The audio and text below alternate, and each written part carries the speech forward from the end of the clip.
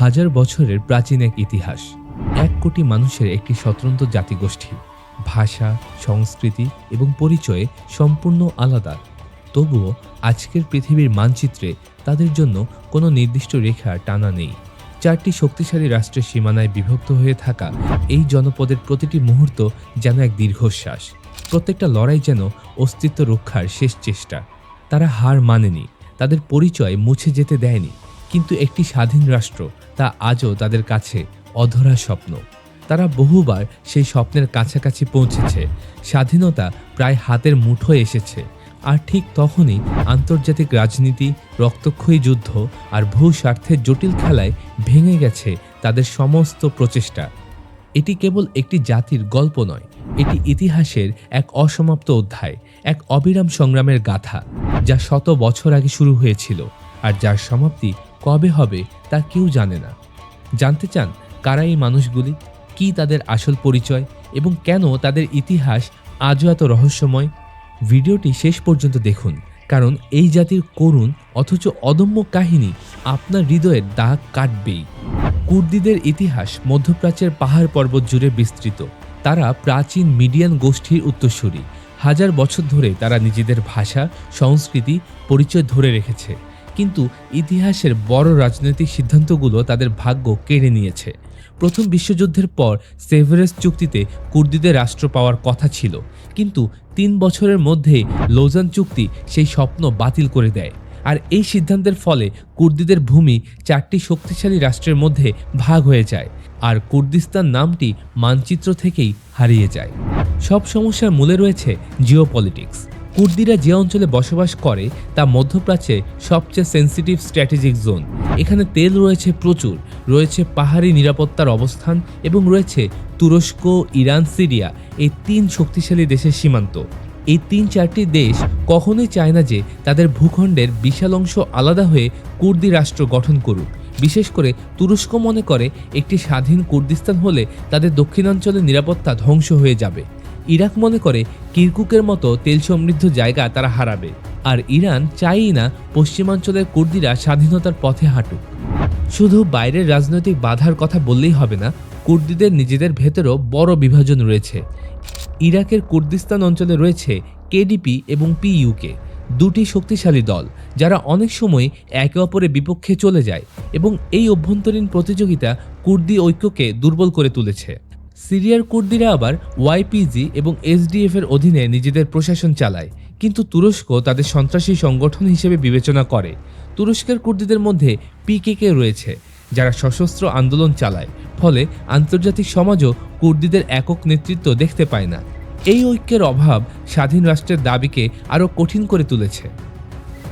আন্তর্জাতিক শক্তিগুলোর ভূমিকাও কুর্দিদের জন্য দ্বিমুখী। যুক্তরাষ্ট্র, রাশিয়া বা ইউরোপীয় শক্তিগুলো কখনোই কুর্দিদের স্থায়ী সমর্থন দেয় না। যখন মধ্যপ্রাচ্যে তাদের সামরিক সাহায্যের প্রয়োজন হয়, যেমন আইএসআইএস এর বিরুদ্ধে যুদ্ধ, তখন তারা কুর্দি বাহিনীকে সহযোগিতা করে। সিরিয়ার ওয়াইপিজি অথবা এসডিএফ এবং ইরাকের পেশমার্গা বাহিনী আইএসআইএস এর বিরুদ্ধে সবচেয়ে কার্যকর শক্তি ছিল, কিন্তু যখন যুদ্ধ শেষ হয় তখন আন্তর্জাতিক শক্তিগুলো হঠাৎ সরে দাঁড়ায়, কারণ তারা তুরস্ক বা ইরানকে বিরক্ত করতে চায় না। এতে প্রমাণিত হয় বিশ্বশক্তি কুর্দিদের বন্ধু নয়, বরং কৌশলগত ব্যবহারকারী। তাহলে প্রশ্ন জাগে, কুর্দিদের ভবিষ্যৎ কি অন্ধকার? তারা কি কখনোই রাষ্ট্র পাবে না? সম্ভাবনা কম, কিন্তু একেবারে শূন্য নয়। ইরাকের কুর্দিস্তান অঞ্চল আজ মধ্যপ্রাচ্যের সবচেয়ে উন্নত স্বায়ত্তশাসিত প্রশাসন, তাদের নিজস্ব সংসদ, পতাকা, সেনাবাহিনী সবকিছুই আছে।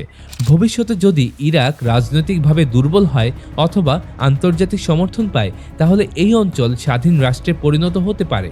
এদিকে সিরিয়ার উত্তরে কুর্দিরা কার্যত নিজেদের নিয়ন্ত্রণে একটি অঞ্চল পরিচালনা করছে।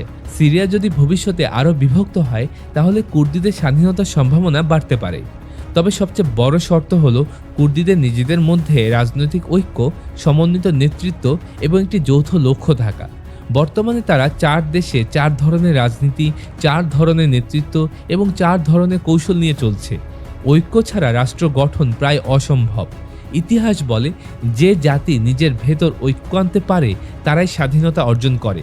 কুর্দিরা সেই ঐক্য এখনো পুরোপুরি তৈরি করতে পারেনি।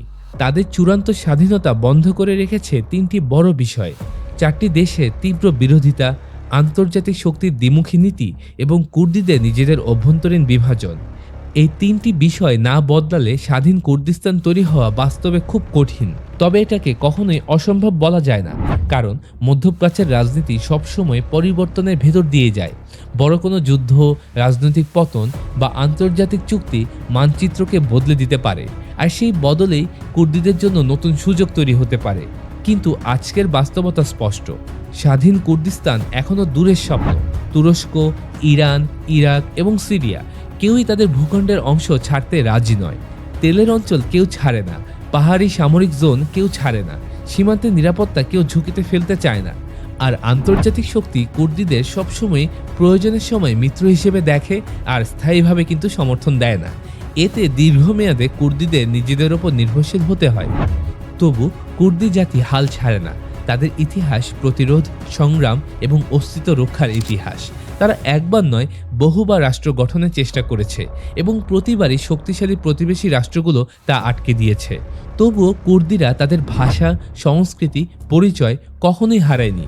এই দৃঢ় জাতীয় চেতনা প্রমাণ করে তারা একদিন স্বাধীন রাষ্ট্রের পথ খুঁজে নিতে পারে। আজ না হলেও ভবিষ্যতে মধ্যপ্রাচ্যের রাজনৈতিক মানচিত্র বদলালে কুর্দিস্তান বাস্তবেও জন্ম নিতে পারে। তবে স্বাধীনতা শুধু জিওপলিটিক্সের ওপর নির্ভর করে না, নির্ভর করে ডিপ্লোমেসি, আন্তর্জাতিক আইন ও মানবাধিকারের ওপরও। কুর্দিরা দীর্ঘদিন ধরে দাবি করে আসছে যে তারা জাতিসত্তা হিসেবে স্বীকৃত, আর জাতিসত্তার আত্মনিয়ন্ত্রণের অধিকার জাতিসংঘ চার্টারেই উল্লেখ আছে। কিন্তু সমস্যা হলো, এই অধিকারটি সবসময় বাস্তবে প্রয়োগ করা যায় না, বিশেষ করে যখন সংশ্লিষ্ট ভূখণ্ড অন্য কোনো স্বীকৃত রাষ্ট্রের অংশ হয়। জাতিসংঘ সাধারণত এমন কোনো স্বাধীনতা সমর্থন করে না যা বিদ্যমান রাষ্ট্রের ভৌগোলিক অখণ্ডতা নষ্ট করে। তাই তুরস্ক, ইরান, ইরাক ও সিরিয়ার একতরফা বিরোধিতার কারণে জাতিসংঘ কুর্দিদের স্বাধীনতার পক্ষে দাঁড়াতে পারছে না। 2005 সালের পর ইরাকের কুর্দিস্তান অঞ্চল অনেক উন্নতি করেছে। তারা নিজেদের সাংবিধানিক অধিকার ব্যবহার করে একটি শক্তিশালী আঞ্চলিক সরকার গড়ে তুলেছে। 2017 সালে ইরাকের কুর্দিস্তান একটি ঐতিহাসিক গণভোট আয়োজন করে, যেখানে 92% মানুষ স্বাধীনতার পক্ষে ভোট দেয়। এটি কুর্দি ইতিহাসে সবচেয়ে বড় রাজনৈতিক মাইলফলক। যদিও আন্তর্জাতিক স্বীকৃতি পায়নি, তবে বিশ্বকে দেখিয়েছে কুর্দিরা স্বাধীনতা চাইতে প্রস্তুত। ইরাক সরকার, ইরান এবং তুরস্ক একসাথে সেই গণভোটের ফলাফলকে গুরুত্বহীন করে দেয় এবং কিরকুক সহ গুরুত্বপূর্ণ অঞ্চলগুলোতে পুনরায় নিয়ন্ত্রণ স্থাপন করে। এই ঘটনাটি কুর্দিদের জন্য শিক্ষণীয়। স্বাধীনতা শুধু ভোট দিয়ে পাওয়া যায় না, তার সাথে চাই সামরিক সক্ষমতা, আন্তর্জাতিক কূটনীতি এবং আঞ্চলিক সমঝোতা।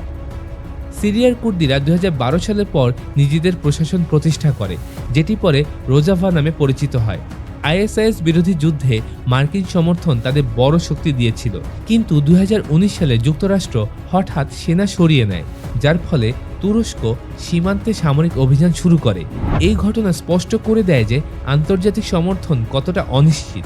আজ যে শক্তি সাহায্য করছে, কাল সেই নিজের স্বার্থে সিদ্ধান্ত বদলে ফেলতে পারে। কুর্দিদের এই পরিবর্তনশীল বাস্তবতা মাথায় রেখেই ভবিষ্যতে পরিকল্পনা করতে হবে। ভবিষ্যতের সম্ভাবনা তিনটি বড় পরিবর্তনের উপর নির্ভর করছে। 1. মধ্যপ্রাচ্যের রাজনৈতিক অস্থিরতা। যদি ভবিষ্যতে তুরস্ক, সিরিয়া, ইরাক বা ইরানের রাজনৈতিক কাঠামো বড় কোনো পরিবর্তনের মুখে পড়ে, যেমন ভেতরকার বিপ্লব, সামরিক অভ্যুত্থান, রাষ্ট্র ভাঙনের পরিস্থিতি, তাহলে নতুন সীমান্ত আকার সুযোগ তৈরি হলেও হতে পারে। ইতিহাসে এমন উদাহরণ বহু আছে, যেমন সোভিয়েত ইউনিয়ন ভেঙে যাওয়া 1991 সালে, যুগোস্লাভিয়া ভেঙে যাওয়া 1992 থেকে 1995 সালের মধ্যে ঘটে যায়, এবং সুদানের বিভক্তি, যেটা 2011 সালে ঘটেছিল। এসব পরিবর্তন দেখিয়েছে ভূ রাজনীতি চিরস্থায়ী নয়। 2. আন্তর্জাতিক শক্তির অবস্থান। যদি যুক্তরাষ্ট্র বা ইউরোপ ভবিষ্যতে মধ্যপ্রাচ্যে নতুন ভারসাম্য তৈরি করতে চায়, অথবা চীন ও রাশিয়ার সঙ্গে প্রতিযোগিতার কারণে নতুন শক্তির সমীকরণ গড়ে ওঠে, তখন কুর্দিদের কার্ড আবার গুরুত্বপূর্ণ হয়ে উঠতে পারে। বিশেষ করে তেল ও প্রাকৃতিক সম্পদের কারণে কুর্দি অঞ্চল সবসময় কৌশলগতভাবে মূল্যবান। 3 নম্বর হচ্ছে কুর্দিদের নিজেদের মধ্যকার রাজনৈতিক ঐক্য। যদি কেডিপি, পিইউকের মধ্যকার দ্বন্দ্ব কমে আসে, পিকেকে, ওয়াইপিজি, কেআরজি নেতৃত্ব একক কূটনৈতিক পথ তৈরি করে, তাহলে কুর্দিরা বিশ্বকে দেখাতে পারবে যে তারা একটি রাষ্ট্র পরিচালনার জন্য প্রস্তুত, ঐক্যবদ্ধ এবং দায়িত্বশীল। ইতিহাসে অনেক জাতি বিভাজন দূর করে স্বাধীনতা পেয়েছে। বাংলাদেশ ১৯৭১ সালে যুদ্ধের সময় রাজনৈতিক ঐক্য অর্জন করেছিল। দক্ষিণ সুদানও ২০১১ সালে রাজনৈতিক সংঘবদ্ধতার ফলেই স্বাধীনতা পেয়েছিল। কুর্দিরাও যদি এই ধরনের ঐক্য গড়ে তুলতে পারে তাহলে বিশ্ব তাদের দাবি শুনবে। শেষ পর্যন্ত কুর্দিদের প্রশ্ন শুধু রাষ্ট্র পাওয়ার নয়, প্রশ্ন তাদের অস্তিত্বের, পরিচয়ের আর ভবিষ্যৎ প্রজন্মের নিরাপত্তার। আজ তাদের ভাগ্য ৪ ভাগে ছড়িয়ে আছে, কিন্তু তাদের স্বপ্ন একটাই, একদিন একটি স্বাধীন পতাকার নিচে দাঁড়ানো। সেই স্বপ্ন এখনো ধোঁয়াশার ভেতর, কিন্তু তাদের ইতিহাস বলে কোনো জাতিকে চিরদিন থামিয়ে রাখা যায় না। রাজনৈতিক মানচিত্র বদলায়, শক্তির ভারসাম্য পাল্টায়, আর সেই পরিবর্তনের মাঝেই জন্ম নেয় নতুন জাতি, নতুন রাষ্ট্র। কুর্দিরা যদি নিজেদের মধ্যে ঐক্য গড়ে তুলতে পারে, যদি নেতৃত্ব একক লক্ষ্যে স্থির থাকে, আর যদি আন্তর্জাতিক মঞ্চে তারা কৌশলগতভাবে নিজেদের অবস্থান শক্ত করতে পারে, তাহলে স্বাধীন কুর্দিস্তান আর স্বপ্ন থাকবে না, সেটা ভবিষ্যতের বাস্তবতায় পরিণত হতে পারে। ইতিহাসের প্রত্যেকটা স্বাধীন জাতি কোনো না কোনো সময় অসম্ভবকে সম্ভব করেছে, কুর্দিরাও তার ব্যতিক্রম নয়।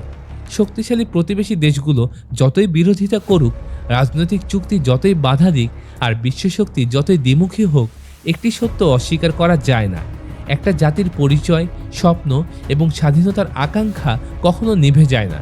আজ তারা হয়তো রাষ্ট্রহীন, কিন্তু তারা পরাজিত নয়। আজ তারা বিভক্ত, কিন্তু তারা বিলীন হয়নি। আর যতদিন একটি জাতি নিজের অস্তিত্ব ধরে রাখে, ততদিন তার স্বাধীনতার সম্ভাবনা বেঁচে থাকে। শেষ পর্যন্ত কুর্দিদের রাষ্ট্র আসবে কিনা তার উত্তর সময়ই বলে দেবে, কিন্তু ইতিহাসের ধারায় একটা কথা স্পষ্ট, যে জাতি শতাব্দী ধরে লড়াই করে বেঁচে থাকে, তার স্বপ্নকে চিরদিন দমন করা যায় না।